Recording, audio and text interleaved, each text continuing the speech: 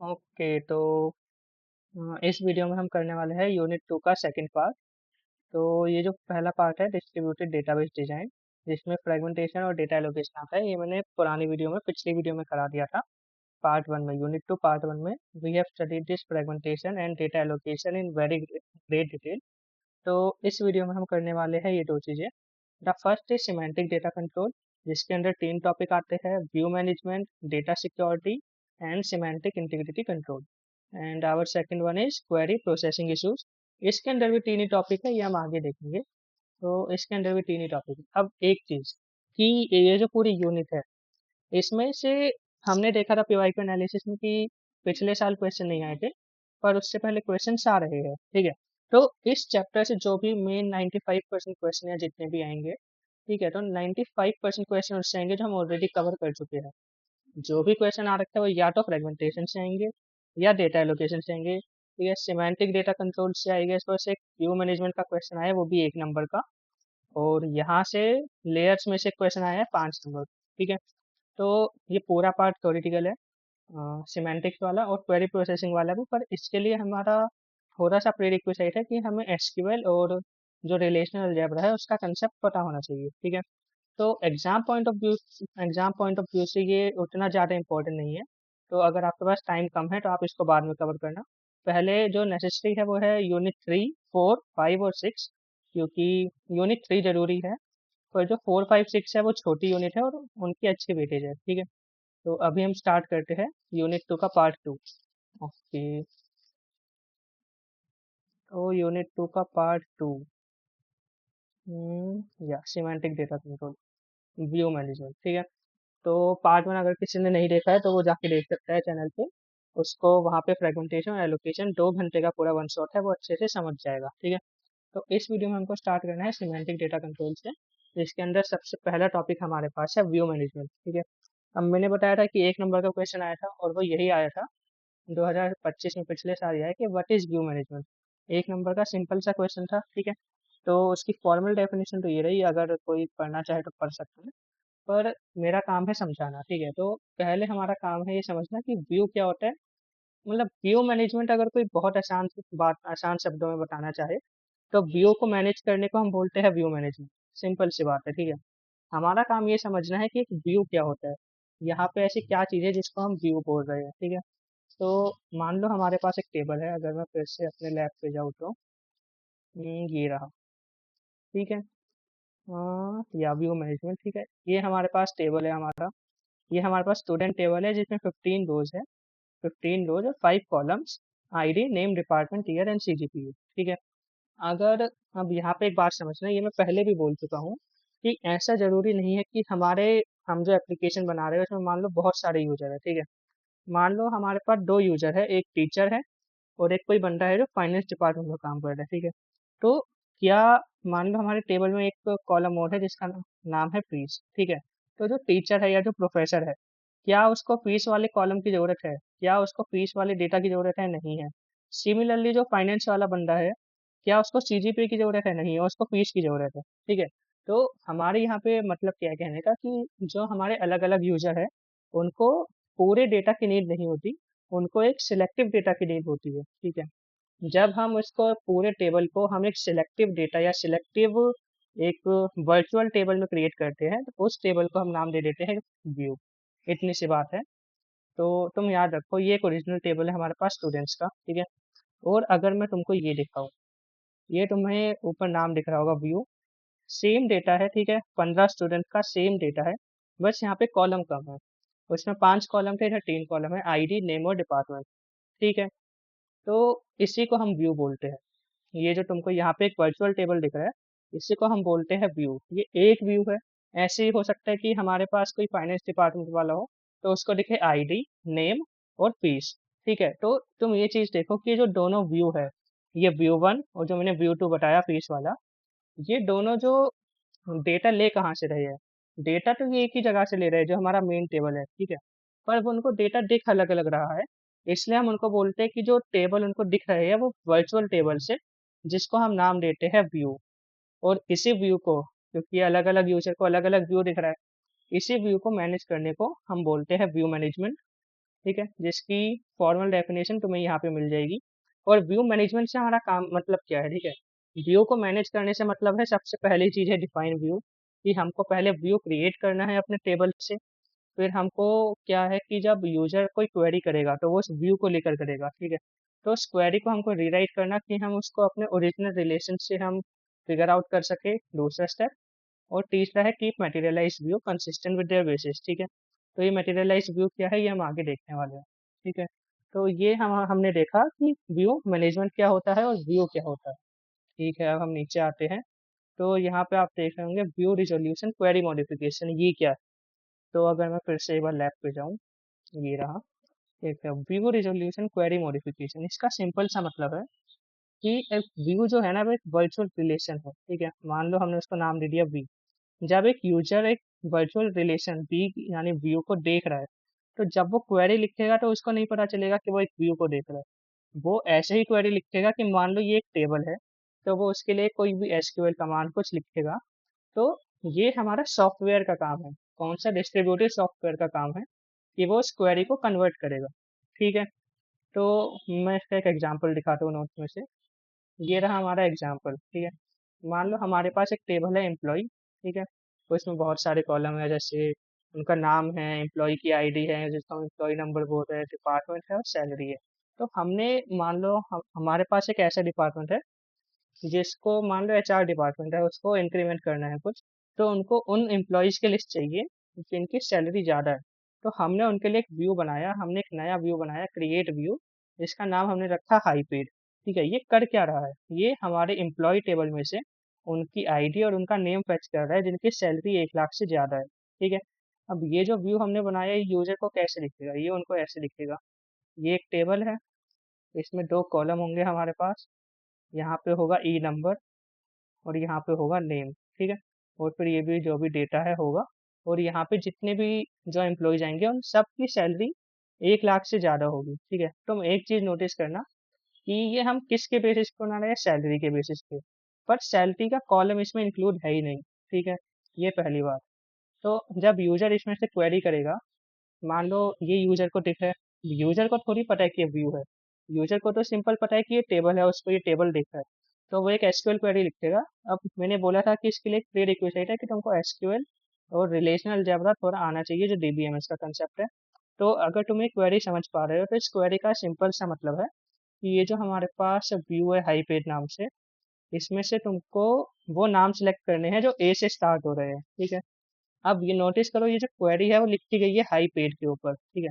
पर high paid एक view है, ऐसा कोई टेबल एग्जिस्ट ही नहीं करता है।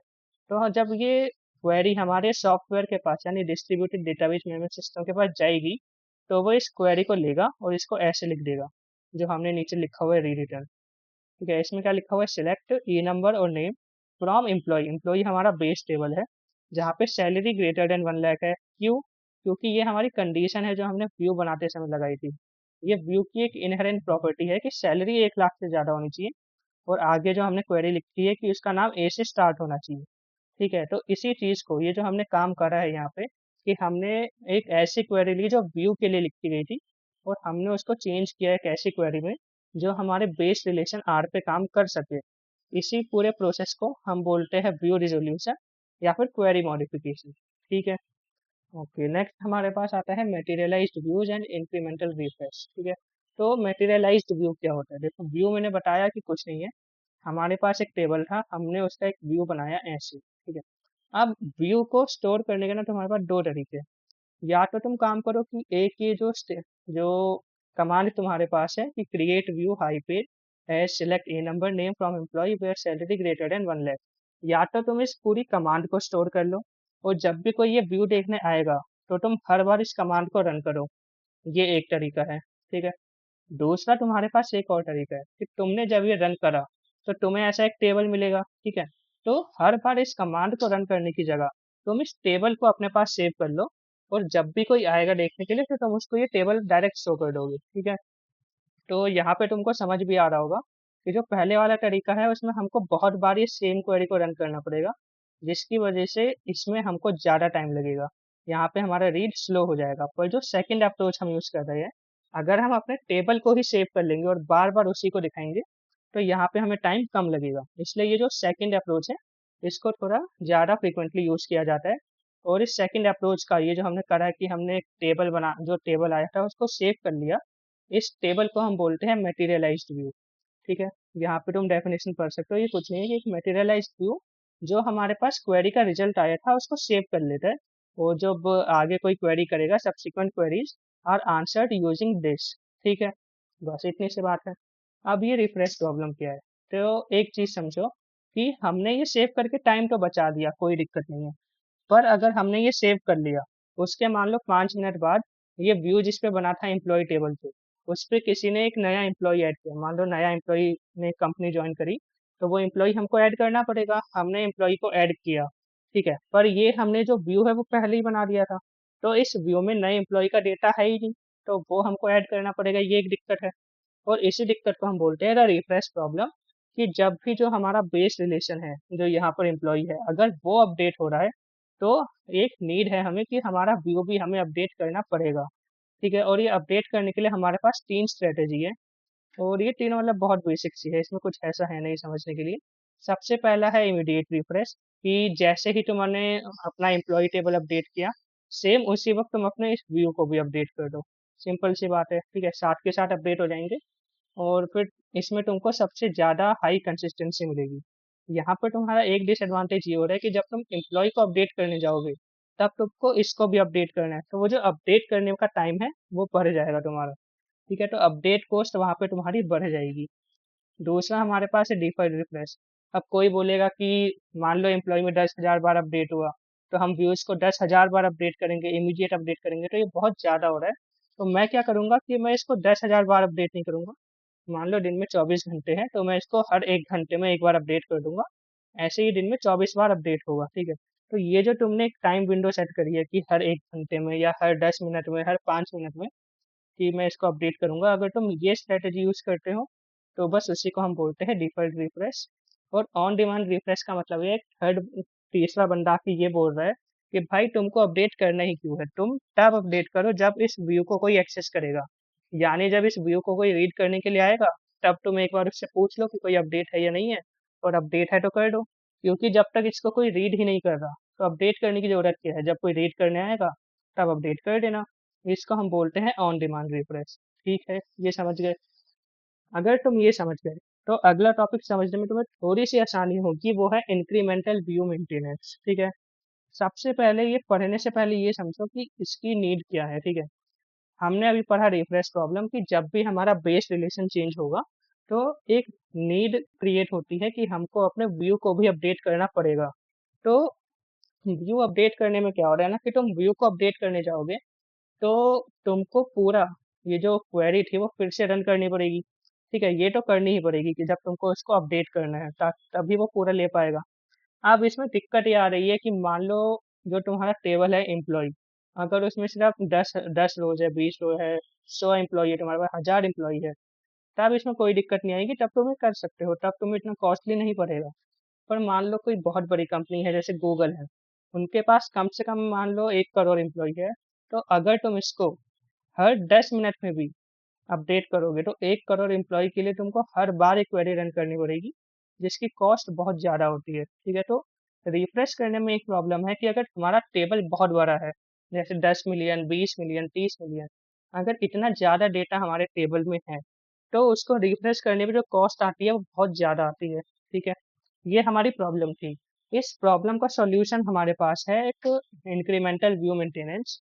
तो इंक्रीमेंटल व्यू मेंटेनेंस क्या कहता है कि ये तुम्हारे पास है, ठीक है? मान लो तुम्हारे पास 1 करोड़ एम्प्लॉय है, उसका तुमने व्यू ऑलरेडी बना रखा है, ठीक है? ये व्यू तो हमारे पास बना ही रखा है। मटेरियलाइज व्यू क्या कर रहा था? इसको स्टोर करके रख रहा था। अब एक नया एम्प्लॉय ज्वाइन हुआ, मान लो एक भी छोड़ो, 10 एम्प्लॉय ज्वाइन हुए, ठीक है? तो 10 एम्प्लॉय जो है यहाँ पे 10 बार अपडेट हुआ, ये जो एम्प्लॉय टेबल है वो 10 बार अपडेट हुआ। तो अब क्वेश्चन ये है कि क्या तुमको उन 10 एम्प्लॉयज के लिए, जो तुम्हारे पुराने 1 करोड़ एम्प्लॉय थे, उनका डेटा तुम वापस रीड करोगे? क्या ये जरूरी है या नहीं है? तो यहाँ पे तुम ये समझोगे कि सिर्फ 10 नए एम्प्लॉय का डेटा लेने के लिए पूरे टेबल को वापस रीड करना ना समझदारी की बात नहीं है। ठीक है? तो अगर यहाँ पे एक आइडिया इंक्रीमेंटल व्यू मेंटेनेंस का ये है कि भाई तुम एक काम करो, पूरा टेबल तुम्हारे पास स्टोर है ऑलरेडी, तो फिर से सेम डेटा को पढ़ने की क्या जरूरत है। तुम ये करो कि जो तुम्हारे पास अपडेट हो रहे हैं, जो 10 नए एम्प्लॉय ज्वाइन हो रहे हैं, तुम उनके सैलरी देखो। अगर वो 10 लाख से ज्यादा है तो उनको इस व्यू में ऐड कर दो, वरना मत करो, सिंपल सी बात है। तो यहाँ पे तुम समझो क्या हुआ, ठीक है। पहले क्या था, अगर हमारे पास 10 मिलियन एम्प्लॉय थे तो हम इसको रन करते, पूरा ये 10 बिलियन बार चेक करता जाके कि सैलरी इतनी है नहीं है, वापस से पूरा व्यू रिक्रिएट करता। पर हमने क्या करा कि हमने पूरा वापस से रन नहीं किया। जो हमारे नए एम्प्लॉय ऐड हुए थे, जो टेबल में अपडेशन हुए थे, मान लो 10 एंट्री अपडेट हुई थी, 10 नए एम्प्लॉय आए थे, तो हमने बस उन 10 के लिए जाके कंपेयर किया। तो पहले का डेटा तो हमारे पास था ही, तो जो हमारे पास नए एम्प्लॉय है हमने उनका जाके कंपेयर किया और फिर उनको व्यू में ऐड कर दिया, ठीक है। अब मैं इसको थोड़ा क्लीन कर देता हूँ। It has become messy messy, ये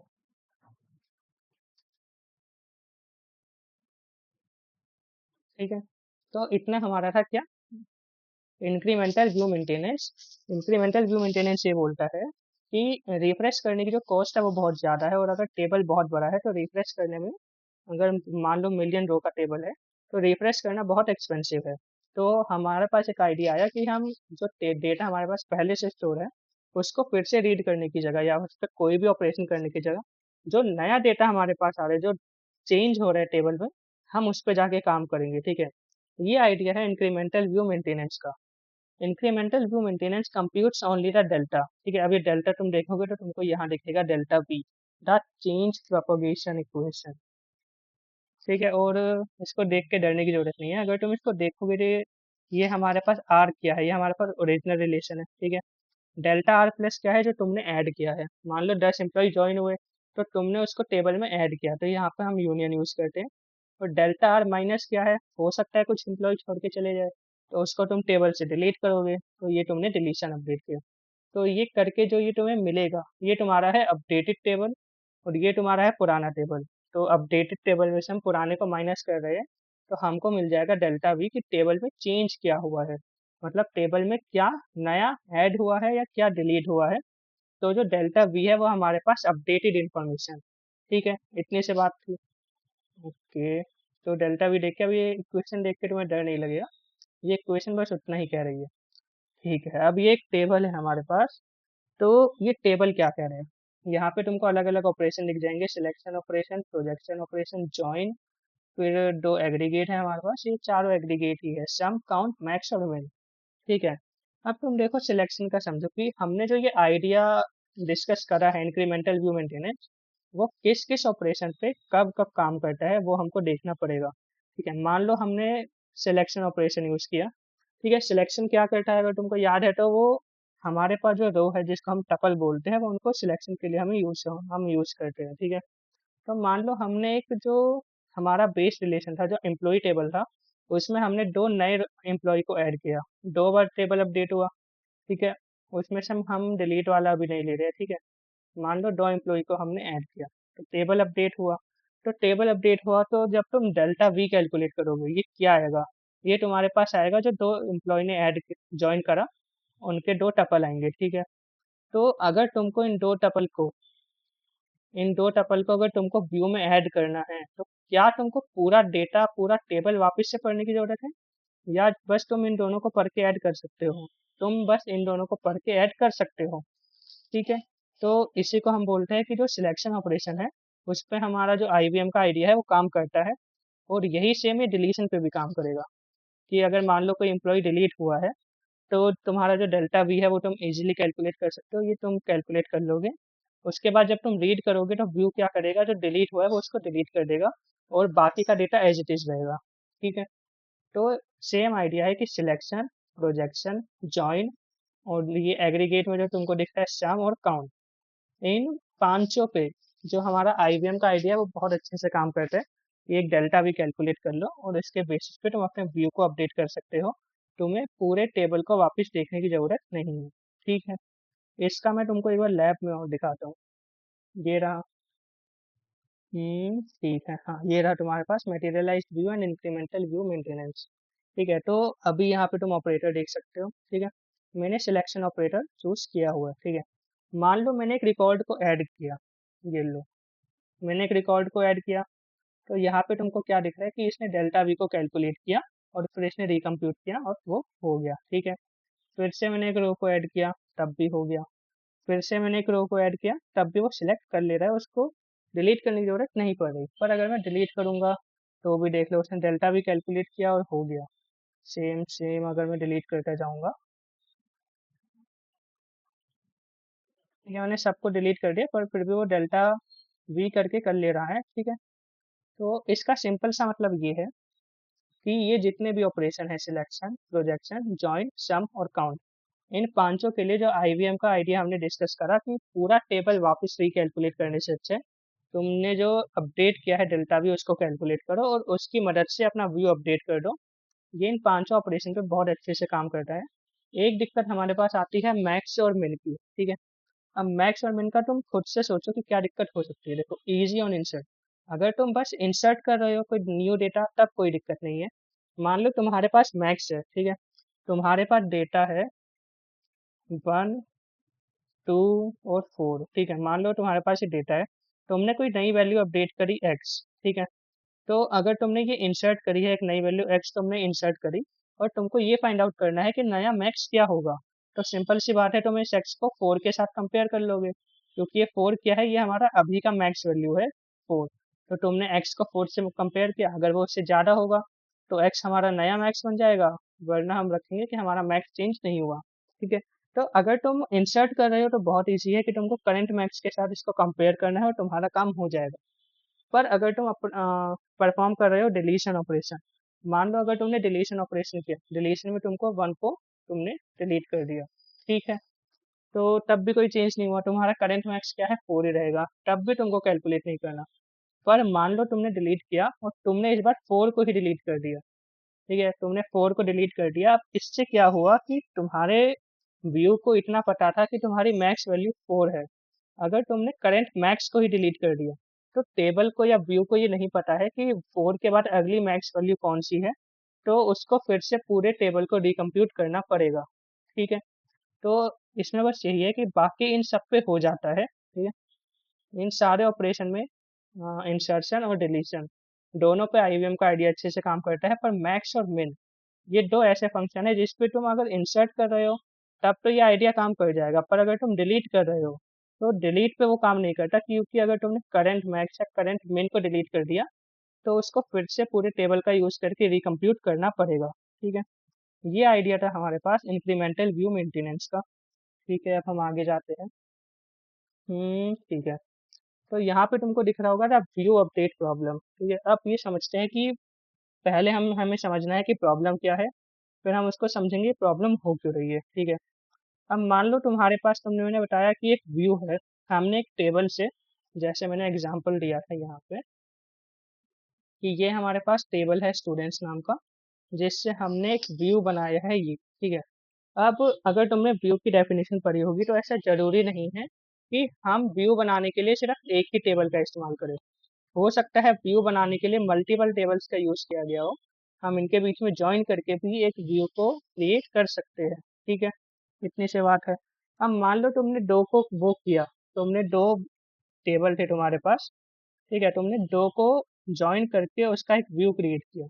अब वो कैसे बताओ, रुक जाओ एक सेकंड। इसको लेते हैं। हाँ, ठीक है। अगर तुम व्यू करके ही करते हो, यहाँ पे out of view update problem, if a user has a select view and tries to write through that is update hide set salary equal to में सैलरी प्लस 1000, तो कौन से टपल को चेंज करना है या कौन से टेबल में जाके कौन सा टपल चेंज होगा, ये बताना कभी कभार बहुत ज़्यादा मुश्किल हो जाता है।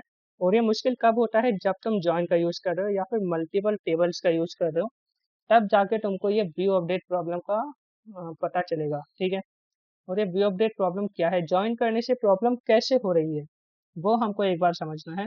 वो मैं एक बार एग्जांपल देखता हूँ, रुको।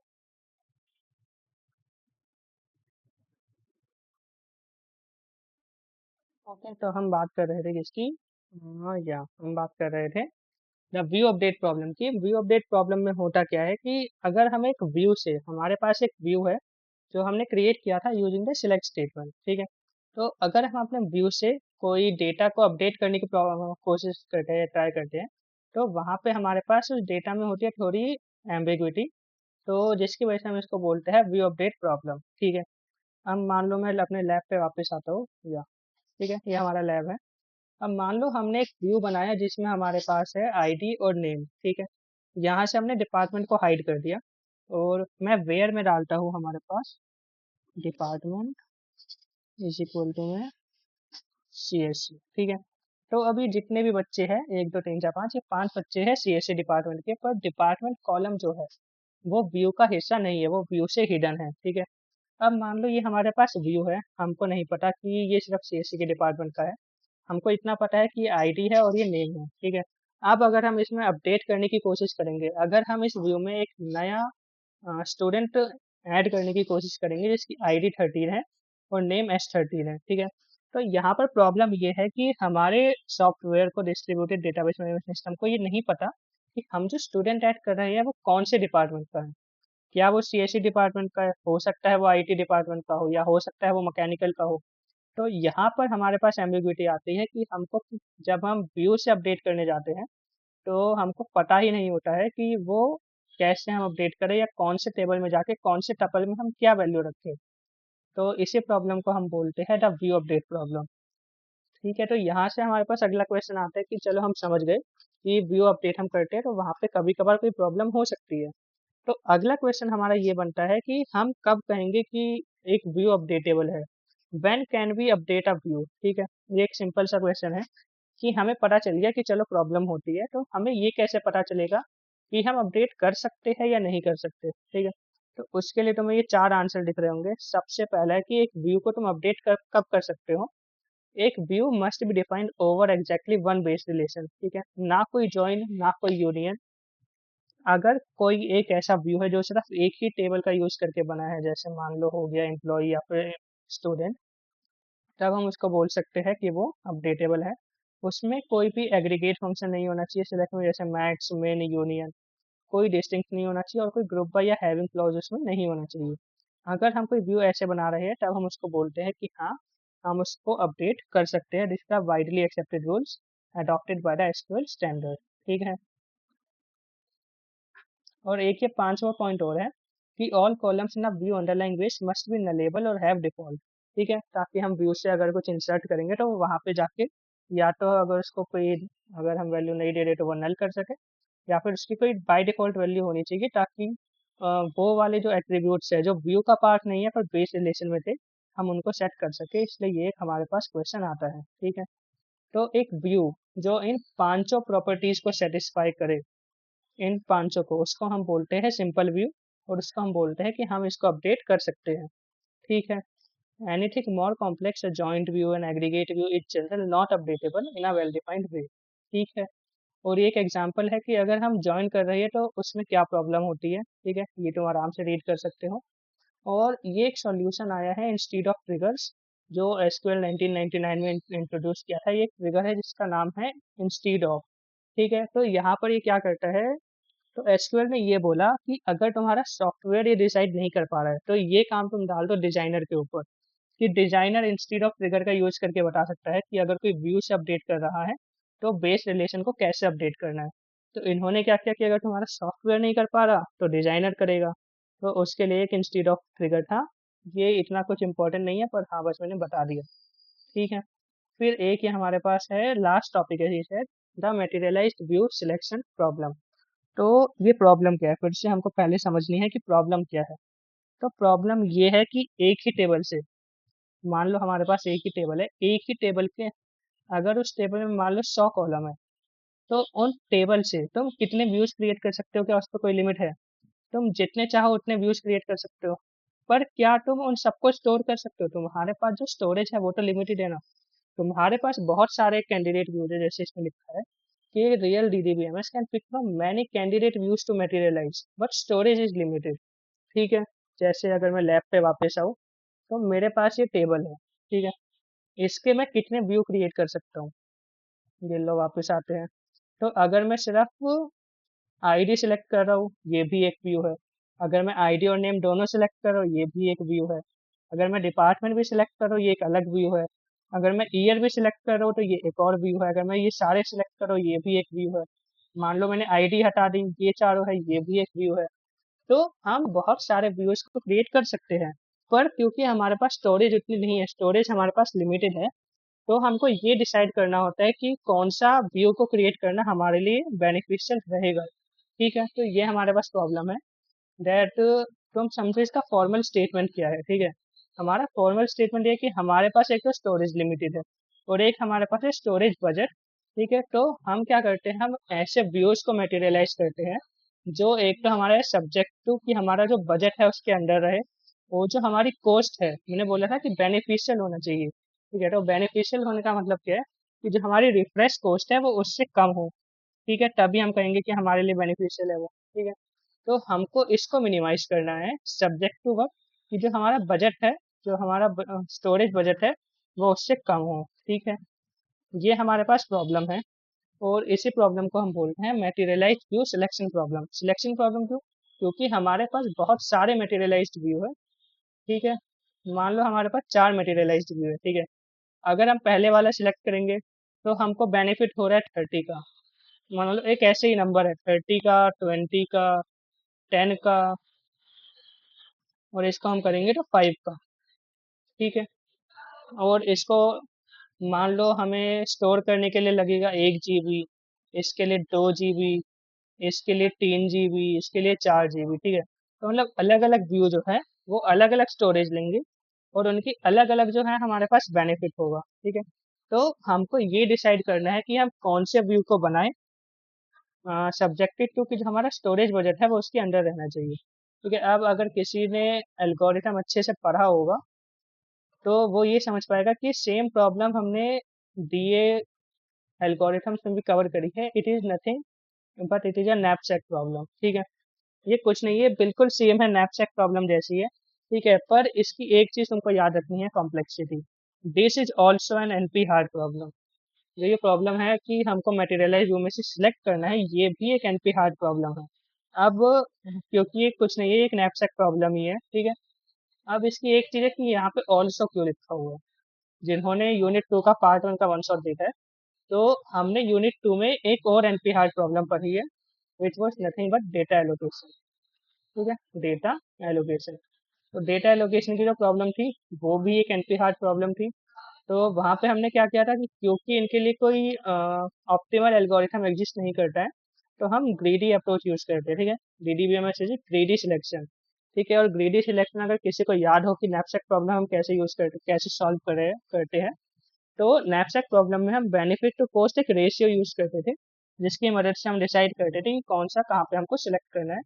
वही सेम प्रोसीजर इसका भी है, इसका मटेरियल रिव्यू सिलेक्शन प्रॉब्लम का। ठीक है, तो ये है रियल वर्ल्ड एप्लीकेशन में ये यूज होता है। The core algorithm is exactly the greedy selection described above. ठीक है, और यहाँ पर फिर एक एग्जाम टिप है, क्योंकि मैंने स्टार्टिंग में बताया था कि इस पूरी यूनिट से अभी तक सिर्फ एक नंबर का क्वेश्चन आया है, और वो भी ये था कि व्हाट इज व्यू मैनेजमेंट। ठीक है, तो अगर कल को यही सेम क्वेश्चन, मान लो ये तो एक नंबर के लिए आया था, तो तुम बस ये डेफिनेशन लिखोगे और हो गया। पर अगर ये सेम क्वेश्चन 5 नंबर के लिए आए, तो तुमको कैसे आंसर करना है वो इधर मेंशन है। ठीक है, तुमको स्टार्ट करना है डेफिनेशन से, फिर तुमको उसके लिखने हैं 3 बेनिफिट्स, फिर तुमको जो क्वेरी मॉडिफिकेशन मैंने बताया था वो लिखना है। ठीक है, ये है 5 नंबर के लिए। अगर यही सेम क्वेश्चन 10 नंबर के लिए आता है, तो तुमको उसमें इंक्रीमेंटल रिफ्रेश प्लस में व्यू अपडेट प्रॉब्लम ऐड करनी है। और अगर 15 नंबर के लिए आता है, तो ये जो ऑप्टिमाइजेशन वाली प्रॉब्लम है ये भी ऐड करनी है। ठीक है, तो ये याद रखना कि तुमको लिखना है अकॉर्डिंग टू नंबर। अगर 5 नंबर का है तो इतना सब लिखना है, अगर 10 नंबर का है तो उसमें जो मेटीरियलाइज्ड व्यू है प्लस में इंक्रीमेंटल रिफ्रेश है वो ऐड कर दो।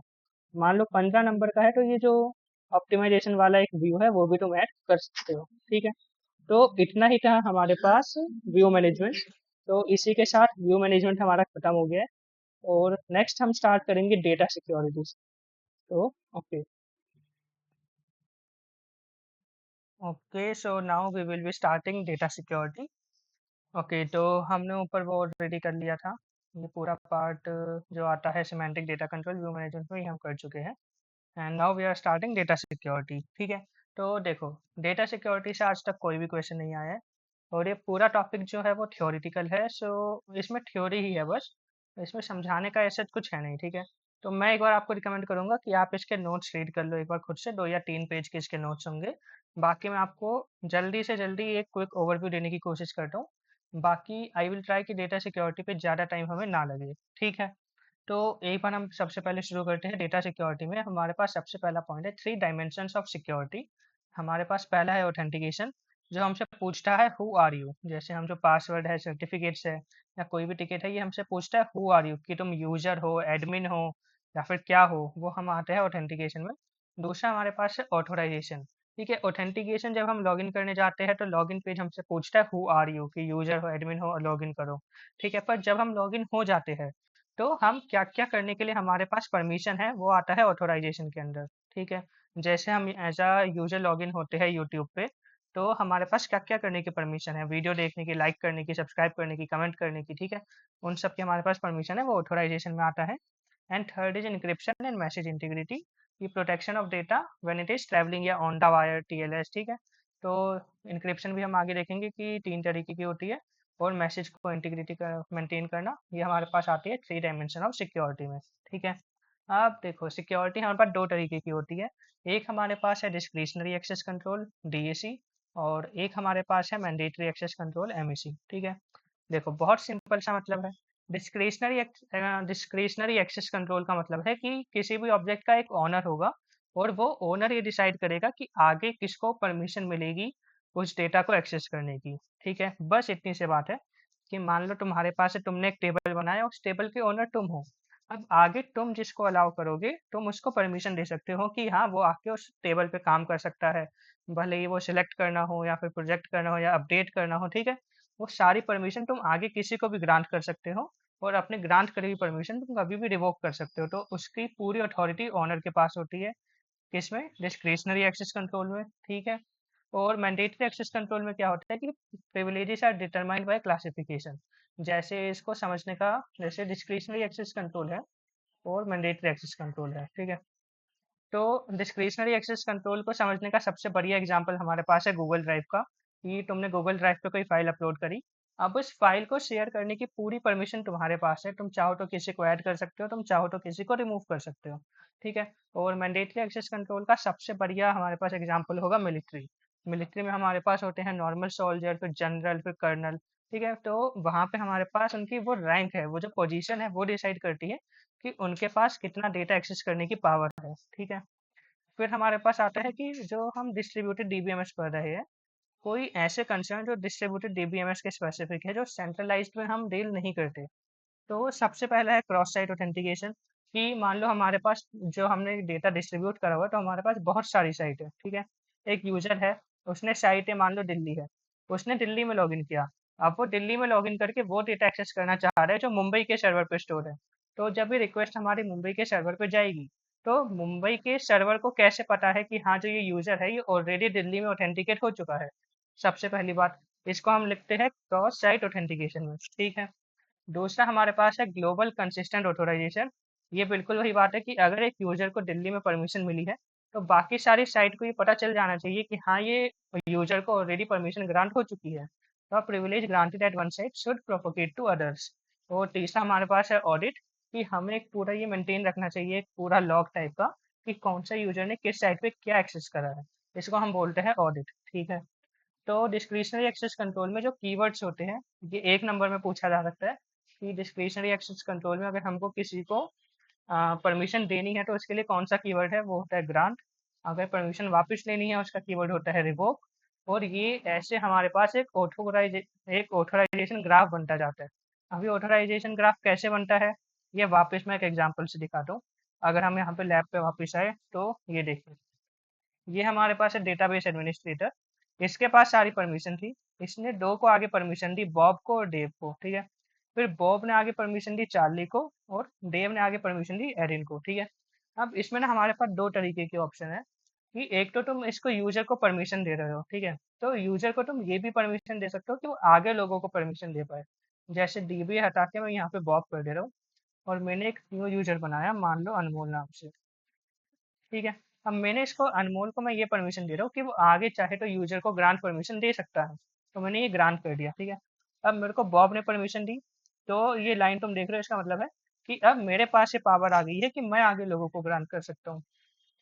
तो जैसे मैंने ये अनमोल यहाँ पे सिलेक्ट किया और मैंने आगे किसी को यूजर ए को मान लो फिर से परमिशन दी, पर उसको मैंने ये परमिशन नहीं दी कि वो आगे ग्रांट कर पाए। तो yes, तुम देख सकते हो, तो ये पूरा जो है ये ग्राफ बनता जा रहा है। ये हमारे नोड्स है जो भी हमारे पास पर्सन है, और ये जो हमारे पास इनके बीच में एजेस है वो हमारा रिलेशन रिप्रेजेंट कर रहा है। अगर डॉटेड लाइन है इसका मतलब कि उनको आगे परमिशन नहीं है ग्रांट करने की, पर अगर ये ऐसी लाइन है तो मतलब उनके पास परमिशन है। ठीक है, फिर से नोट्स पे आते हैं, इतना मैंने बता दिया। द 5 एसक्यूएल प्रिविलेजेस, ठीक है। तो ये जो 5 एसक्यूएल तुमको यहाँ पे दिख रहा है, सिलेक्ट, इंसर्ट, अपडेट, डिलीट और रेफरेंसेस, ये 5 एसक्यूएल के प्रिविलेजेस हैं। देखो, सिलेक्ट करना कुछ नहीं है, मतलब रीड करना। इंसर्ट करना है मतलब तुमको कोई नया रिकॉर्ड इंसर्ट करना है। अपडेट मतलब जो तुम्हारे पास ऑलरेडी डेटा है उसको तुम्हें अपडेट करना है। ये डिलीट करना, और ये है रेफरेंस करना, यानी किसी टेबल के लिए एक फॉरेन की बनाना। तो ये 5 पावर होती है, 5 ऑपरेटर होते हैं एसक्यूएल में, जो तुम किसी को ग्रांट कर सकते हो। जैसे अगर एग्जांपल देखें तो ग्रांट कमांड है, ठीक है। तो ये है हमारे पास ग्रांट प्रिविलेज लिस्ट कि तुम क्या क्या परमिशन देना चाहते हो। ऑन, कौन से ऑब्जेक्ट को देना चाहते हो।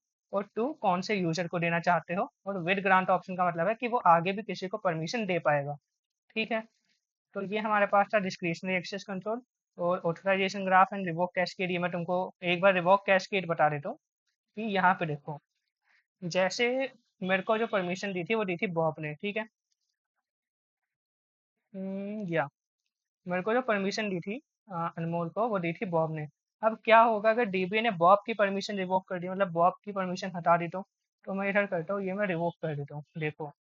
तो बॉब ने परमिशन दी थी मेरे को, पर क्योंकि डीबी ने बॉब की ही परमिशन हटा दी, तो जो हमारी चेन बन रही थी वो भी ब्रेक हो गई। तो इसलिए बॉब की तो परमिशन जाएगी जाएगी, साथ ही में बॉब ने जिनको परमिशन दी थी, यानी कि मैं और मेरी जिनको परमिशन दी थी, उन सबकी परमिशन लॉस हो जाएगी। तो इसी को हम बोलते हैं क्या, रिवोक कैस्केड। यानी कि अगर डीबीए ने बॉब की परमिशन रिवोक करी तो हमारी सबकी रिवोक हो गई। इसी आइडिया को हम बोलते हैं रिवोक कैस्केड, ठीक है। तो इतना ही है बस। डिस्ट्रीब्यूटेड ग्रांट प्रोपोगेशन प्रॉब्लम भी वही प्रोपोगेशन प्रॉब्लम है जो हमने पहले देखी थी, ठीक है। फिर हमारे पास आता है रोल बेस्ड एक्सेस कंट्रोल। तो देखो, ये डीएसी डिस्क्रिशनरी एक्सेस कंट्रोल और मैंडेटरी एक्सेस कंट्रोल से थोड़ा सा अलग आइडिया है। ये क्या बोलता है कि हम जो यूजर है, हम उनको रोल में कैटेगराइज कर देंगे और फिर उन रोल को हम परमिशन देंगे। तो जैसे यहाँ पे रोल का क्या मतलब है, इसको तुम समझो यूट्यूब से। जैसे यूट्यूब पे यूजर है तो वो दो तरीके के हो सकते हैं। या तो वो क्रिएटर है, प्योर क्रिएटर है, वो सिर्फ वीडियो अपलोड कर रहे हैं, ठीक है। या फिर वो कंटेंट को कंज्यूम कर रहे हैं, ठीक है।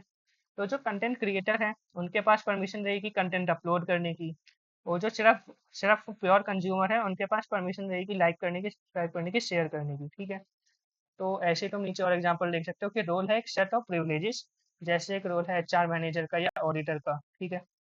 तो यही होता है, एक वेबसाइट है उस पर तुमको एक रोल असाइन होता है कि तुमने जैसे कभी देखा होगा, अगर कोई वेबसाइट है तो उस पर अलग अलग साइन इन ऑप्शन रहते हैं कि sign in as user A या sign in as user B. तो उसी को हम बोलते हैं कि ये role based access control model use कर रहा है, कि जिस रोल के अकॉर्डिंग तुम साइन इन करोगे वो प्रिविलेजेस तुमको अलॉट हो जाती है। तो ये आइडिया है कि इसका रोल बेस्ड एक्सेस कंट्रोल का। और इसका एक एडवांटेज क्या है, इसका एडवांटेज है सेपरेशन ऑफ ड्यूटीज। क्योंकि जो अलग अलग तुम्हारे पास प्रिविलेजेस है वो अलग अलग यूजर को मिल रहे हैं, तो वहाँ पे सेपरेशन ऑफ ड्यूटीज हो जाती है। और एक यहाँ पे रोल हायरार्की, ये याद रखना कि जब हम RBSC role based access control use करते हैं, तो ये जो है this turns a user role privilege relationship into a DAG. DAG मतलब क्या होता है, डायरेक्टेड एसाइक्लिक ग्राफ, ठीक है। ये डैग वर्ड याद रखना, इसकी ये सब याद रखना। और रोल बेस्ड एक्सेस कंट्रोल का ये याद रखना कि यूजर रोल प्रिविलेज, ठीक है। ठीक है, अब हम आगे जाते हैं तो mandatory access control. Mandatory access control का मैंने बताया था कि ये जो मिलिट्री टाइप के स्ट्रक्चर होते हैं वहाँ पे यूज होता है, जहाँ पे हम बहुत ज़्यादा प्रेफरेंस देते हैं कॉन्फिडेंशियलिटी को, ठीक है। तो MAC is using classified data environment like military या फिर गवर्नमेंट। तो इसमें हर एक जो ऑब्जेक्ट है उसकी एक सिक्योरिटी क्लास होती है, और हर एक जो यूजर होता है या हर एक जो सब्जेक्ट होता है उसके पास एक लेवल होता है या एक ट्रांजेक्शन होती है, ठीक है। उसके बाद एक होती है क्लियरेंस, मतलब कि तुम्हारा लेवल क्या है। मान लो एक ऑब्जेक्ट है, ठीक है, एक डॉक्यूमेंट है, उसका लेवल है 1, ठीक है। और तुम एक यूजर हो, तुम्हारा लेवल है 5। क्योंकि तुम्हारा लेवल उस डॉक्यूमेंट से ज़्यादा है तो तुम उस डॉक्यूमेंट को रीड कर सकते हो, ठीक है। तो ये जो मॉडल है मैक यानी कि मैंडेटरी एक्सेस कंट्रोल, इसमें हम ये वाला जो एक मैकेनिज्म है वो यूज़ करते हैं जिसका नाम है बेल ला पाडुला मॉडल। ठीक है, तो ये मॉडल हमको सिर्फ दो चीज़ें बताता है पूरे मैक को कंट्रोल करने के लिए, simple security and minus property, यानी कि नो रीड अप और नो राइट डाउन। जैसे मैंने बताया एक लेवल 5 का बंदा है तो वो लेवल 6 के ऑब्जेक्ट को रीड नहीं कर सकता, क्योंकि वही बात है, हमारे पास कॉन्फिडेंशियलिटी मेंटेन होना चाहिए। अगर हमारा लेवल ही उतना नहीं है तो एक जो नॉर्मल सोल्जर है वो कहीं पे भी जनरल लेवल के डॉक्यूमेंट को एक्सेस नहीं कर सकता। और दूसरी चीज़ हमारे पास है नो राइट डाउन। अब देखो नो रीड अप तो इसमें बहुत ज़्यादा ऑब्वियस है, ये लोगों को आराम से याद हो जाता है। लोग कंफ्यूज होते हैं इसमें नो राइट डाउन का यहाँ पे क्या मतलब है। ठीक है, तो इसका सिंपल सा मतलब है कि अगर तुम्हारा लेवल 5 है तो तुम लेवल 4, 3, 2, 1 के ऑब्जेक्ट में कुछ भी राइट नहीं कर सकते। अब इसका अगर मैं तुमको ये समझाना चाहूँ तो इसका एक सिंपल सा मतलब है कि ये हमको प्रोटेक्ट करता है डेटा लीक से। मान लो एक लेवल 9, एक 9th लेवल का एक बंदा है, ठीक है, लेवल 9 का, उसने कहीं पे पढ़ा कि कल जो है एक न्यूक्लियर अटैक होने वाला है। ठीक है, अगर उसने ये क्रिटिकल इन्फॉर्मेशन जो बहुत टॉप लेवल की सीक्रेट है कि कल एक न्यूक्लियर अटैक होने वाला है, अगर उसने ये इन्फॉर्मेशन लेवल 9 की इन्फॉर्मेशन को एक लेवल 1 डॉक्यूमेंट में लिख दिया, और वो लेवल 1 का डॉक्यूमेंट जो है वो कोई भी एक्सेस कर सकता है क्योंकि उसको कोई भी रीड कर सकता है, तो यहाँ पे हो क्या रहा है, यहाँ पे डेटा लीक हो रहा है, हमारे पास जो क्रिटिकल इन्फॉर्मेशन थी वो लीक हो गई। तो यहाँ पे तुमको दो चीज़ें याद रखनी है कि एक तो तुम ऊपर लेवल की चीज़ों को पढ़ नहीं सकते, और जो नीचे लेवल की चीज़ें हैं उनमें राइट नहीं कर सकते। ठीक है, फिर हमारे पास आता है इंक्रिप्शन। तो इंक्रिप्शन जैसे मैंने स्टार्टिंग में बताया था कि इंक्रिप्शन को हम तीन जगह देखेंगे। कि देखो इंक्रिप्शन का मतलब है कि डेटा को सिक्योर करना। इंक्रिप्शन का ये मतलब है कि अगर तुम्हारा डेटा लीक भी हो जाए तो तब भी वो इनएक्सेसिबल रहे या उसका कोई सेंस ना बने, उस चीज़ को हम बोलते हैं इंक्रिप्शन। ठीक है, और ये हमको कब कब अप्लाई करनी होती है, तो इंक्रिप्शन को हम तीन बार अप्लाई करते हैं, एट रेस्ट, इन मोशन या फिर इन यूज। ठीक है, एट रेस्ट का मतलब क्या है, एट रेस्ट का मतलब है कि जो तुम्हारा डेटा है वो तुम्हारे सिस्टम में एज इट इज रखा हुआ है, वो अभी यूज नहीं हो रहा, जैसे तुम्हारी डिस्क में वो डेटा स्टोर है। ठीक है, तब हम उस डेटा को स्टोर करते हैं इंक्रिप्टेड फॉर्मेट में। जैसे तुम अगर व्हाट्सएप यूज करते हो तो वो भी तुम्हारे मैसेज को इंक्रिप्टेड फॉर्मेट में रखता है। और जब तुम व्हाट्सएप के मैसेज का बैकअप लेते हो तो एक सेटिंग्स में ऑप्शन रहता है कि जो बैकअप है उसको तुम इनक्रिप्ट कर सकते हो, ताकि अगर कोई और उसको किसी और को उसकी एक्सेस मिल जाए तब भी वो उसको रीड ना कर पाए, तो उसको हम बोलते हैं एट रेस्ट इंक्रिप्शन। ठीक है, और दूसरा तुम इनक्रिप्ट करते हो जब वो मोशन में होता है डेटा, यानी कि अगर कोई डेटा है जो अक्रॉस साइट ट्रेवल कर रहा है किसी और साइट पे, साइट ए से साइट बी पे जा रहा है, तो तब उस पर कोई अटैक ना हो, इसलिए तब वो जब डेटा मूव करता है वो भी एक इनक्रिप्टेड फॉर्मेट में मूव करता है, उसको हम बोलते हैं इन मोशन। और एक है इन यूज। ठीक है, देखो एट रेस्ट और इन मोशन तो सिंपल है, इन यूज का क्या मतलब है कि जब डेटा को सीपीयू यूज कर रहा है तब भी हो सकता है कि वहां पे अटैक हो जाए। तो एक ऐसा आइडिया है कि जब तुम डेटा यूज भी कर रहे हो तब भी यूज करो इनक्रिप्टेड डेटा को। मान लो कोई कैलकुलेशन कर रहे हो तो इनक्रिप्टेड डेटा पे ही कैलकुलेट करो, तो जो तुम्हारे पास रिजल्ट आएगा उसको डिक्रिप्ट कर लो। ठीक है, तो ये हमारे पास आइडिया था इनक्रिप्शन का। और एक लास्ट आइडिया हमारे पास है एसक्यूएल इंजेक्शन का और पैरामीटराइज्ड क्वेरी का। ठीक है, तो देखो अगर तुमने एसक्यूएल पढ़ा हुआ है तो तुमको ये पता होगा ये क्वेरी जो है, हम जब भी कोई एप्लीकेशन बनाते हैं तो हम उसमें ऐसे लिखते हैं सिलेक्ट ऑल फ्रॉम एम्प्लॉय, हमारा टेबल का नाम है, वेयर एम्प्लॉय नंबर। तो ये जो है ये हम यूजर से इनपुट ले रहे हैं। तो अगर यहाँ पे यूजर कोई ठीक सा वैलिड लीगल इनपुट डालेगा, जैसे कि उसने डाल दिया कि एम्प्लॉय नंबर 9, ठीक है, तो एम्प्लॉय नंबर 9 एक क्वेरी रन होगी और उसको वो आउटपुट मिल जाएगा। पर जैसे हम ये जो यूज कर रहे हैं ये क्वेरी, अगर तुम इसको ध्यान से देखोगे, अगर वेयर क्लोज अगर तुमने पढ़ा होगा, ठीक है, तो वेयर क्लोज एक्ट कब करता है, जब ये अंदर की बात हो जाती है, ये जो पूरा एक्सप्रेशन है अगर ये इवेल्युएट होता है ट्रू पे, सिर्फ तब जो है वो वेयर क्लोज काम करता है, वरना ये काम नहीं करता है। ठीक है, तो अगर तुम कोई यूजर ने ऐसा एक्सप्रेशन इनपुट किया कि 1 = में 1 जो हमेशा ही ट्रू इवेल्युएट होता है, तो उस केस में क्या होगा कि जो ये यूजर है वो लीगल डेटा को बाईपास कर जाएगा और उसको पूरे डेटा की एक्सेस मिल जाएगी, भले ही वो ऑथराइज नहीं था, क्योंकि उसने एक ऐसा एक्सप्रेशन यूज किया जो हमेशा ट्रू था। तो ये स्टार्टिंग के एसक्यूएल में बहुत बड़ी प्रॉब्लम थी कि एसक्यूएल इंजेक्शन, बल्कि ये तुम आज भी यूज करोगे तो अगर कोई ऐसी वेबसाइट है जो अपने बैकएंड में डायरेक्ट एसक्यूएल क्वेरी का यूज कर रही है तो वहाँ पे एसक्यूएल इंजेक्शन काम कर जाता है, इसी रीजन की वजह से।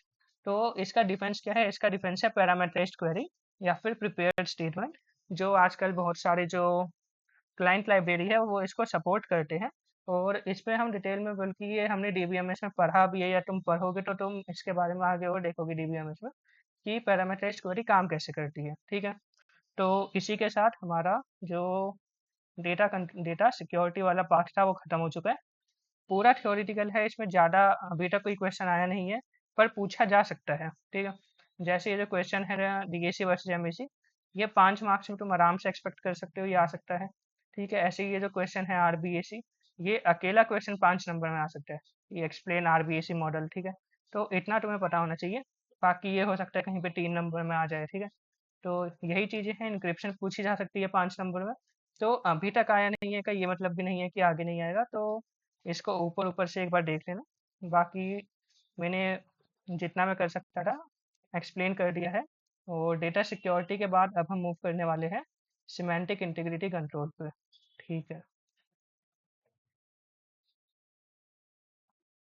ओके, सो अब हम स्टार्ट कर रहे हैं सिमेंटिक इंटीग्रिटी कंट्रोल, जो हमारा सिमेंटिक कंट्रोल का थर्ड पार्ट और लास्ट पार्ट है। ठीक है, तो सिमेंटिक इंटीग्रिटी कंट्रोल, तो अगर मैं इसको समझाऊँ बहुत ही आसान शब्दों में, फॉर्मल डेफिनेशन तुम्हारे सामने लिखी हुई है, तुम इसे पढ़ सकते हो।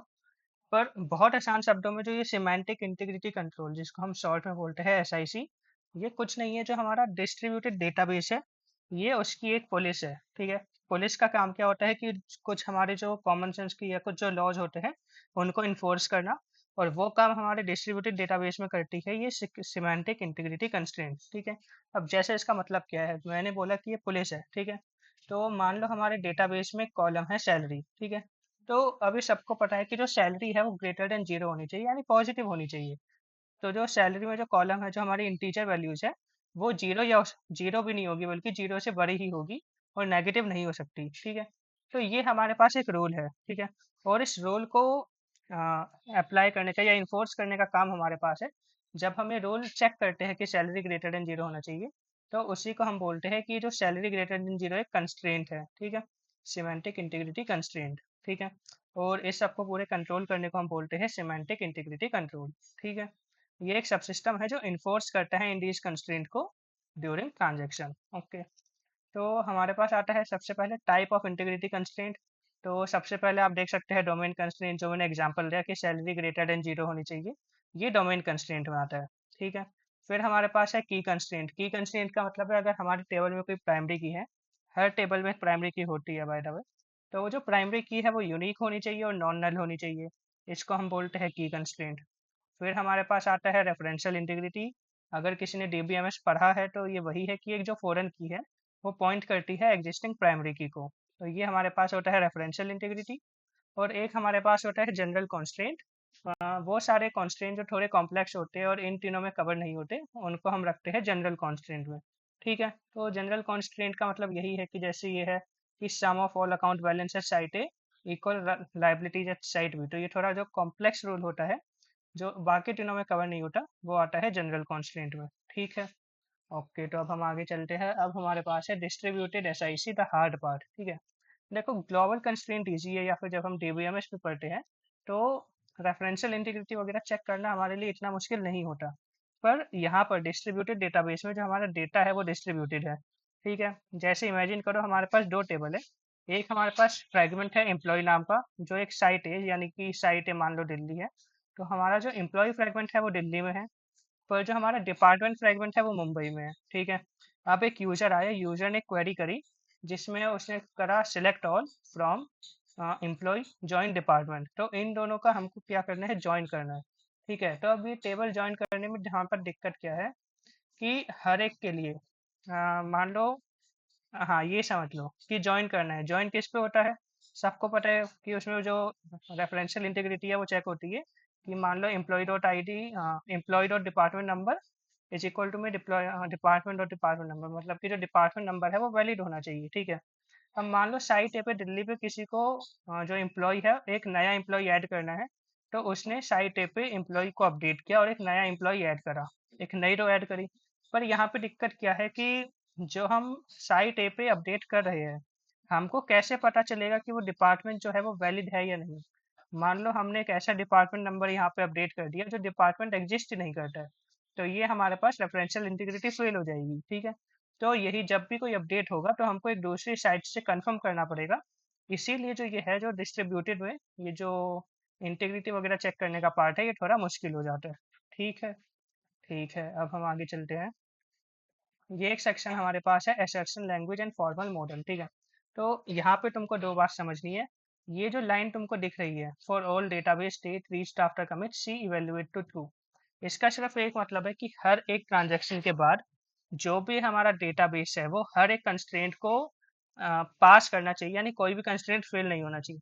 मान लो तुमने कोई सिलेक्ट क्वेरी करी, कोई अपडेट क्वेरी करी, कोई नया इन्फॉर्मेशन ऐड किया, कुछ डिलीट किया, हर एक ट्रांजैक्शन के बाद हमारा जो डेटाबेस है उसमें सारी कंस्ट्रेंट ट्रू होनी चाहिए। ये है इस लाइन का मतलब। ठीक है, अब यहाँ पे तुमको दो कीवर्ड दिखेंगे, एक है चेक और एक है एसर्ट। ठीक है, तो चेक का मतलब क्या होता है कि चेक कीवर्ड क्या करता है, वो हमारे जो कंडीशन है, प्रेडिकेट मैंने पहले भी बताया हुआ है, हम प्रेडिकेट बोलते हैं कंडीशन को। ठीक है, तो ये जो प्रेडिकेट है, कंडीशन है, ये एक रो लेवल मतलब अगर हम एक रो पे कंडीशन चेक करेंगे तो वो हम करते हैं चेक कीवर्ड के साथ, और अगर हम एक पूरे डेटाबेस पे कंडीशन चेक करेंगे वो हम करते हैं एसर्ट कीवर्ड के साथ। ठीक है, तो अगर ये किसी को समझ नहीं आया तो मैं एक एग्जांपल देता हूँ। ठीक है, तो एक एग्जांपल लेते हैं हम स्कूल का। ठीक है, एक स्कूल है हमारे पास। ओके, हमारे पास एक स्कूल है। ठीक है, और हमारे पास एक क्लासरूम है। ठीक है, तो अगर हमें कोई क्लासरूम में कोई कंडीशन चेक करनी है तो वो हम करते हैं चेक से, और पूरे स्कूल में अगर हमें कोई कंडीशन चेक करनी है तो वो हम करते हैं एसर्ट से। ठीक है, सिंपल सा मतलब है। जैसे मान लो हमारे पास एक कंस्ट्रेंट है कि मान लो हमारे पास एक क्लास का कंस्ट्रेंट है कि हर एक क्लास में एक टीचर प्रेजेंट होना चाहिए। तो इसके लिए क्या करेंगे, हम एक क्लास को चेक करेंगे, यानी हम हर एक क्लास को रो लेवल पे चेक करेंगे, क्लास लेवल पे। तो एक कंस्ट्रेंट हमारे पास है कि हर एक मतलब एक क्लास में एक टीचर प्रेजेंट होना चाहिए। ठीक है, फिर एक कंस्ट्रेंट हमारे पास है कि पूरे स्कूल में हर एक क्लास में एक टीचर होना चाहिए, यानी कि सारी क्लासेस में एक एक टीचर होना चाहिए। या तो उसके लिए हमें क्या करेंगे, हम एसर्ट का यूज करेंगे। ऐसे कंडीशन चेक करने के लिए जहाँ पे हमको पूरा डेटाबेस चेक करना पड़ता है, वहाँ पे हम अकेले रो लेवल से काम नहीं कर सकते, तो इसीलिए यूज होता है एसर्ट। ठीक है, तो यहाँ पे हमको ज़्यादा टाइम लगाने की नीड एक्चुअली है नहीं। तो अब हम आगे चलते हैं, तो हम आते हैं टाइम ऑफ चेकिंग पे, इमीडिएट वर्सेस डेफर्ड। ठीक है, तो देखो हमको क्या करना है कि हमको कंस्ट्रेंट चेक करने हैं कि कोई फेल तो नहीं हो रहा। हमने यहाँ पे यही देखा है कि हर एक ट्रांजेक्शन के बाद वी हैव टू चेक कि कोई कंस्ट्रेंट फेल तो नहीं हो रहा। ठीक है, तो अब वो कंस्ट्रेंट चेक करेंगे, हम कब चेक करेंगे, इसकी भी हमारे पास दो स्ट्रेटेजी है।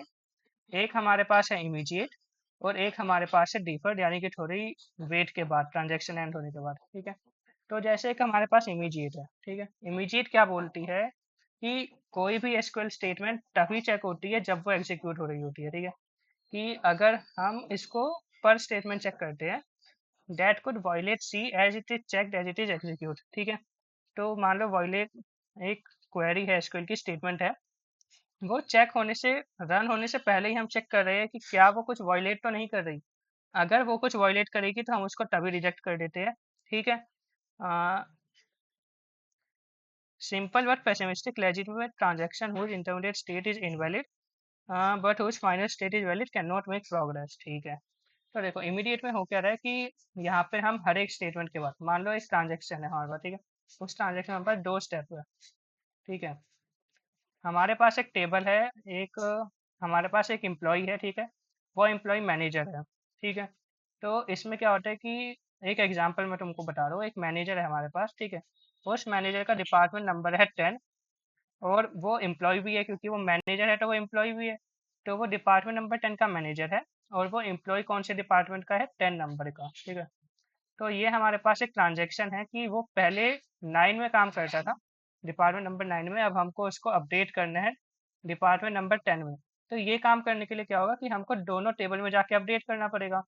ठीक है, वो मैनेजर की पोजीशन पे ही गया मान लो, तो हमको जो है डिपार्टमेंट 10 का मैनेजर अपडेट करना होगा और उसका एम्प्लॉय का डिपार्टमेंट नंबर भी अपडेट करना होगा। ठीक है, तो इसमें कंस्ट्रेंट हमारे पास ये है कि जो अगर वो डिपार्टमेंट 10 का मैनेजर है तो वो एम्प्लॉय भी डिपार्टमेंट 10 का होगा। पर जब हम ये अपडेट करने जाएंगे, तो हमने मान लो ये हमने सबसे पहले इसको 9 से 10 अपडेट कर दिया, तो ये अपडेट करते क्या हुआ कि पहले ये दोनों वैल्यूज 9 थी। ठीक है, हमने पहले इसको 9 से 10 में अपडेट कर दिया। अब क्या हुआ, इस इंस्टेंस पे ये वैल्यू मिसमैच हो गई, यानी कि यहाँ पे 10 हो गया और यहाँ पे 9 हो गया। तो क्या क्या हमारे जो कंस्ट्रेंट चेकर था जो हम चेक कर रहे थे, उसने इसको इनवैलिड बता दिया, कि किसी भी मोमेंट पे ये नहीं होनी चाहिए थी पर यहाँ पे हो गई, ठीक है। तो ये हमारे पास एक ड्रॉबैक है किसका, इमीडिएट चेकिंग का, कि अगर हम इमीडिएट चेक करेंगे हर एक स्टेप के बाद, तो हो सकता है यहाँ पे कि ये वाली जो इस टाइप की जो भी हमारे पास ट्रांजैक्शन है वो फेल हो जाए, ठीक है। यही पे रोल आता है डिफर्ड का। डिफर्ड चेकिंग क्या बोलती है कि जब एक पूरी ट्रांजैक्शन हो जाएगी, पूरी ट्रांजैक्शन के बाद मतलब जब ये दोनों अपडेट हो जाएंगे, तब मैं इसको चेक करूंगा कंस्ट्रेंट को कि वो वैलिड हो रहा है या नहीं हो रहा, और इस केस में ये वैलिड हो जाएगा, ठीक है। तो ये हमारे पास दो स्ट्रेटजी है चेक करने की, या तो हम इमीडिएट करेंगे या हम डिफर्ड करेंगे। तो इन दोनों के अपने अपने यूज केसेस है जहाँ पे ये यूज होते हैं, ठीक है। ठीक है, इसको मैं रेस कर देता हूँ। हम्म, हो गया। फिर हमारे पास क्या आता है, जनरल कंस्ट्रेंट इन्फोर्समेंट एल्गोरिथम गया। तो ये एल्गोरिथम हो सकता है 5 नंबर में आ जाए, क्योंकि इंटीग्रिटी कंस्ट्रेंट में अगर मैं बात करूँ तो सबसे इम्पोर्टेंट एल्गोरिथम एक यही है, ठीक है। अब इसको हम एक एक करके समझते हैं। तो ये एक एल्गोरिथम है जिसको हम बोलते हैं डिफरेंशियल कॉन्स्ट्रेंट टेस्टिंग, ठीक है। इसका हमारे पास इनपुट क्या जाता है, हमारे पास एक इनपुट जाती है अपडेट स्टेटमेंट, जिसको हम यहाँ पे यू बोल रहे हैं। ये इंसर्ट हो सकता है, डिलीट हो सकता है, मॉडिफाई हो सकता है। हमारे पास एक सेट ऑफ कॉन्स्टेंट है सी, जो हमेशा उस डेटाबेस पे ट्रू होने चाहिए, किस पे, आर पे। और हमारे पास आउटपुट आएगा कि हमको जो ये अपडेट स्टेटमेंट है इसको एक्सेप्ट करना है या रिजेक्ट करना है, ठीक है। तो सबसे पहले स्टेप वन हमारे पास है कि हमारे पास एक कॉन्स्टेंट सी का सेट है, ठीक है। एक हमारे पास सेट है, इसके अंदर मान लो C1 से लेकर C10 तक, ठीक है। C10 तक हमारे पास 10 कॉन्स्टेंट है, ठीक है। तो इसमें लिखा है for each C belonging to C1, यानी कि इन 10 की 10 कॉन्स्टेंट के लिए हमको चेक करना है कि क्या जो हमारे पास अपडेट स्टेटमेंट है वो उस कंस्ट्रेंट को कुछ अफेक्ट कर रही है या नहीं कर रही है, ठीक है। जैसे मान लो हमारे पास पहली कॉन्स्टेंट है कि सैलरी होनी चाहिए ग्रेटर देन 0, ठीक है। पर हमारी अपडेट स्टेटमेंट है कि हमको उसका नाम अपडेट करना है। तो अब नाम अपडेट करना है तो वो सैलरी को तो टच ही नहीं कर रही, तो हम C1 को क्या करेंगे, स्किप कर देंगे। इससे क्या होता है, इससे हमारा टाइम बचता है। जैसे तुम यहाँ देख सकते हो कि अगर हमारी अपडेट स्टेटमेंट उन एट्रीब्यूट को टच ही नहीं कर रही जो कंडीशन में मेंशन है, तो हम उसको स्किप कर देते हैं, ठीक है। ये हमारे पास चाहिए। उसके बाद दूसरा दूसरा है कि हमको डिराइव करना होता है डिफरेंशियल कॉन्स्टेंट सी स्टार, ठीक है। अब यहाँ पे डिफरेंशियल कॉन्स्टेंट का क्या मतलब है, देखो मैंने इसी वीडियो में पढ़ाया था incremental view IVM, incremental view management. वहाँ पे हम क्या कर रहे थे, वहाँ पे हम ये कर रहे थे कि जब हमको रिफ्रेश करना था, तो हम पूरे डेटाबेस को रिफ्रेश करने की जगह जो अपडेट हुआ था हम उस पे काम कर रहे थे। वही सेम कंसेप्ट यहाँ पे भी है डिफरेंशियल कॉन्स्टेंट में।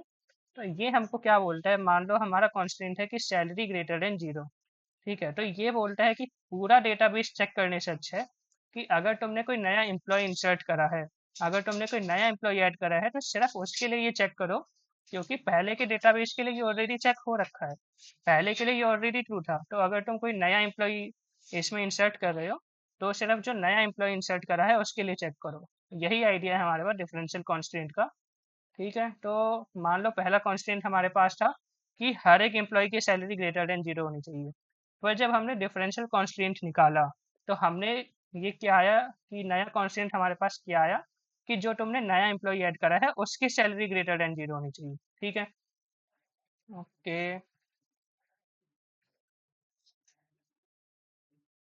या फिर हमारे पास यहाँ पे तीसरा है कि इसको इवेल्युएट करो, ये जो कंडीशन है कि जो तुमने नया एम्प्लॉय इंसर्ट करा है उसके सैलरी ग्रेटर देन 0 है या नहीं है।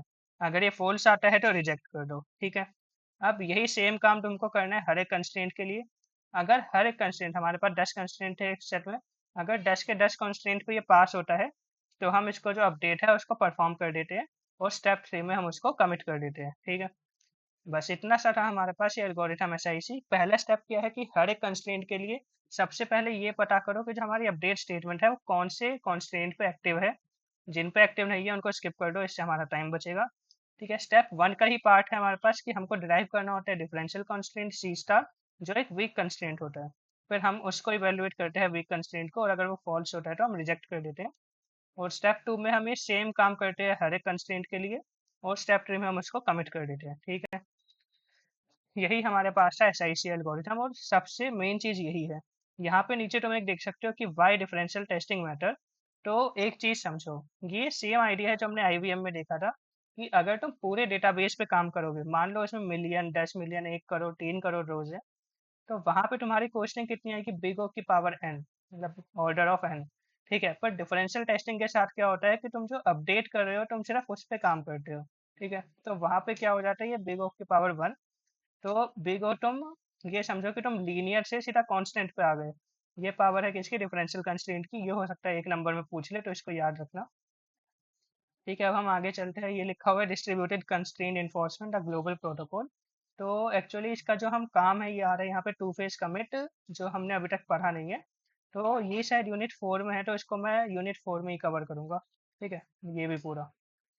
ठीक है, अब लास्ट टॉपिक हमारे पास यहाँ पे है, real world the trigger versus the assertion. ठीक है, तो मैंने तुमको ऊपर यहाँ पे बताया था चेक और असर्शन। ठीक है, चेक क्या होता है, वो हर एक रो को चेक करता है।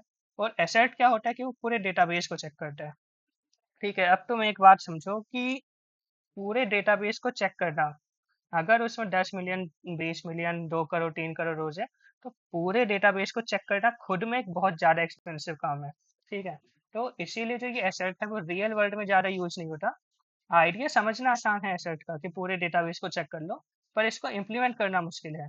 ठीक है, तो ये एक छोटा सा पार्ट है हमारे पास कि असर्शन की लिमिटेशन है इन प्रैक्टिस में। तो हम असर्शन यूज नहीं करते, हम यूज करते हैं ट्रिगर बेस्ड एसआईसी। ठीक है, तो ट्रिगर बेस्ड का मतलब क्या है, तो ऐसा समझो कि एक नोटिस बोर्ड है स्कूल में। तो नोटिस बोर्ड पे लिखा हुआ है कि हर एक क्लास में एक टीचर होना चाहिए। ठीक है, तो वो रूल लिखा हुआ है, पर उसको इन्फोर्स कौन करेगा। तो मान लो तुमने वो रूल इन्फोर्स कराने के लिए एक बंदा हायर किया, मान लो तुमने सिक्योरिटी गार्ड को बोल दिया कि तुम हर एक क्लासरूम में जाके देखोगे कि हर एक टीचर प्रेजेंट है या नहीं है। ठीक है, तो इस केस में हमारा ट्रिगर कौन हुआ, सिक्योरिटी गार्ड। तो ये ट्रिगर कुछ नहीं है। हाँ, instead of declaring constraint declaratively, DB writes procedural triggers, जैसे बिफोर इंसर्ट, आफ्टर अपडेट। ठीक है, तो ये हमारे पास कुछ होते हैं कि अगर इंसर्ट से पहले तुमको चेक करना है या फिर अपडेट के बाद तुमको चेक करना है। ठीक है, तो जैसे मैंने बताया था एग्जांपल, उसमें हमारा ट्रिगर क्या था, सिक्योरिटी गार्ड। ऐसे ही यहाँ पे हमारा ट्रिगर क्या है, बिफोर इंसर्ट और आफ्टर अपडेट। ठीक है, वो पूरा एक कॉल होता है। ये जो है इसको थोड़ा हो सकता है कि इम्प्लीमेंट करना या ऑप्टिमाइज करना आसान हो, पर इसको हमें जो है कि ये मोर फ्लेक्सिबल है और ये हमको ज़्यादा ऑप्शन देता है। और क्योंकि असर्शन से चीपर है, क्योंकि इसमें हमको पूरे का पूरा डेटाबेस चेक करना नहीं पड़ रहा, इसलिए रियल वर्ल्ड में जो ट्रिगर है वो ज़्यादा यूज होता है। ठीक है, तो इसी के साथ हमारा सिमेंटिक इंटीग्रिटी कंट्रोल भी खत्म हो चुका है। ठीक है, अब हम नेक्स्ट मूव करेंगे क्वेरी प्रोसेसिंग पे। ठीक है।